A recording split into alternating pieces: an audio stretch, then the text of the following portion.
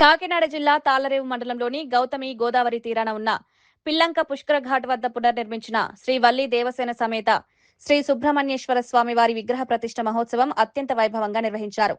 శివ పంచాయతన నవగ్రహ సహిత శిఖర ధ్వజ యంత్ర ప్రతిష్ఠ కార్యక్రమాలు వేద మంత్రోచ్చరణల మధ్య శాస్త్రోక్తంగా జరిగాయి. ఆలయ నిర్మాణకర్త వేద పండితులు వేరూరి వెంకట కామేశ్వర శర్మ ఆధ్వర్యంలో జరిగిన ఈ మహోత్సవాలకు శ్రీపీఠాధిపతులు పరిపూర్ణానంద స్వామి ముఖ్య అతిథిగా హాజరయ్యారు.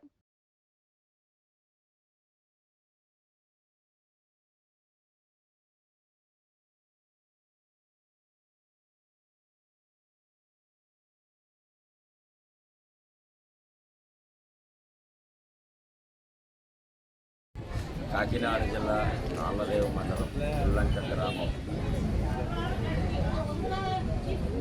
గత సంవత్సరం సుబ్రహ్మణ్యేశ్వర స్వామివారి ఆలయము జీర్ణోద్ధరణ చేసి మళ్ళీ పునరుద్ధరణ చేయడం జరిగింది.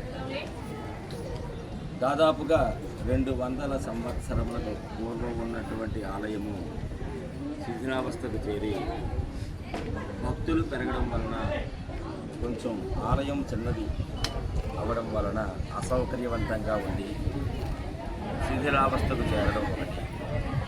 ఇవన్నీ గమనించినటువంటి గ్రామస్తులందరూ కూడా ఈ ఆలయము పునర్నిర్మించాలి అని చెప్పి సంకల్పం చేయటం, ఆ రోజున జీర్ణోద్ధరణ చేయడం, మరలా శంకుస్థాపన చేయడం, అందరి సహాయ సహకారములతోటి ఆ స్వామివారి యొక్క కరుణ కటాక్ష వీక్షణాల వలన ఈ రోజున ఇలా ఈ ఆలయాన్ని రూపొందించడం జరిగింది.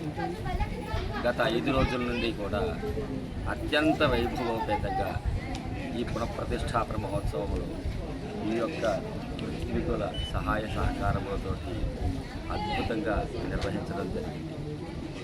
ఈ విధంగా ఇది మా పూర్వజన్మ సుకృతంగా భావిస్తున్నాను. సుబ్రహ్మణ్యేశ్వరుడు మనకి పూర్వం అడగ రూపంలో ఉన్నటువంటి విగ్రహ రూపంలో ఉండేవారు.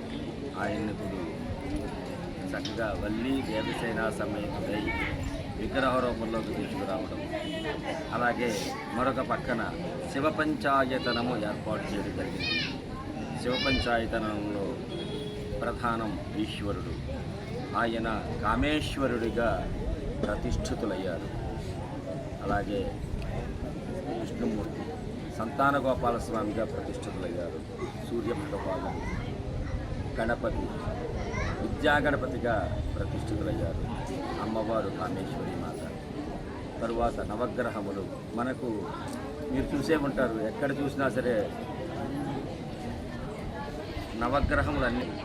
ఇదే నవగ్రహ ఆలయము అర్ధచంద్రాకారంలో ఉండి ఆ గ్రహములన్నీ కూడా ప్రతిష్ఠించడం జరిగింది. ఇక్కడికి వచ్చిన ప్రతి భక్తులు కూడా చక్కటి ఆలయము దర్శనము చేసుకుని అనుభూతిని పొందేలా రూపొందించి వీరందరూ కూడా ఈ 5 రోజులు కూడా ఎంతో కష్టపడి ఆ యొక్క అనుష్ఠానములన్నీ కూడా నిర్వహించి ఆ యొక్క విగ్రహమును ప్రతిష్ఠించడం జరిగింది. నిజంగా కన్నుల వైకుంఠంగా ఈ యొక్క కార్యక్రమం జరగడం, ఇదంతా కూడా మా గ్రామస్తుల అదృష్టంగా భావిస్తున్నాను. ఇన్నాళ్ళు పడినటువంటి శ్రమకు ఈ రోజున అద్భుతంగా ఆ భగవంతుడు అక్కడ సాక్షాత్కరించడం, మాటలు కూడా రానంత చెప్పలేనటువంటి సంతోషం మా అందరిలోనూ ఉంది. నిజంగా ఈ ఆలయం ఇలా రూపొందించడానికి కూడా అనేక మంది అనేక రకాలుగా కొందరు ధన రూపంలో సహకరించారు, కొందరు మనకు తెలియకుండానే సహకారం అందించిన వాళ్ళు చాలామంది ఉన్నారు.